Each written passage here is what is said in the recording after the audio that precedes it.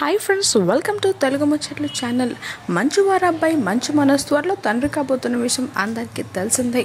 భూమా మౌనికను మనోజ్ ప్రేమించి గత ఏడాది మార్చి నెలలో వివాహం చేసుకున్నాడు. వీరి పెళ్లి లక్ష్మీ మంచు నివాసంలోనే జరిగింది.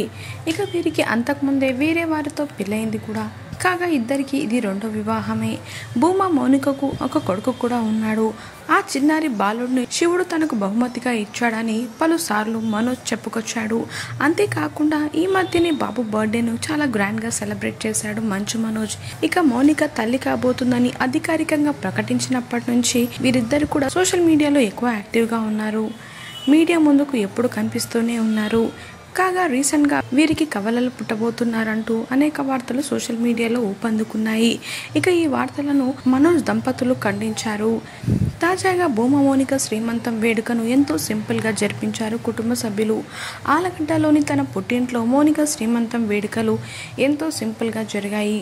మనోజ్ తన భార్యకు దగ్గరుండి శ్రీమంతం జరిపించాడు. ఇందుకు సంబంధించిన ఫోటోలు నెట్టింట వైరల్ అయ్యాయి. అయితే ఈ వేడుకలు మంచు కుటుంబం కనిపించకపోవడం గమనార్హం. చివరికి వీరికి పెళ్లి చేసిన మంచు లక్ష్మి కూడా ఈ వేడుకలో కనిపించలేదు. మొదటి నుంచే వీరి పెళ్లి విషయం మంచు కుటుంబ సభ్యులకు ఎవరికి ఇష్టం లేదు. కానీ పెళ్లిలో మోహన్ బాబు మౌనిక కూడా తన కూతురి అని చెప్పడంతో వీరు కలిసిపోయారని అంతా అనుకున్నారు. కానీ మనోజ్ మంచు కుటుంబం నుంచి బయటికి వచ్చేశాడని వార్తలు కూడా వచ్చాయి.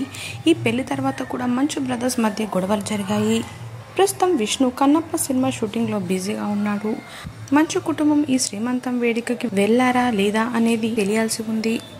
మరిన్ని తాజా అప్డేట్స్ కోసం తెలుగు ముచ్చట్లు ఛానల్ని సబ్స్క్రైబ్ చేసుకుని పక్కన కనిపించే బెల్ బటన్ని క్లిక్ చేయండి. అందులో ఆల్ అనే ఆప్షన్ని సెలెక్ట్ చేసుకోండి. Thanks for watching.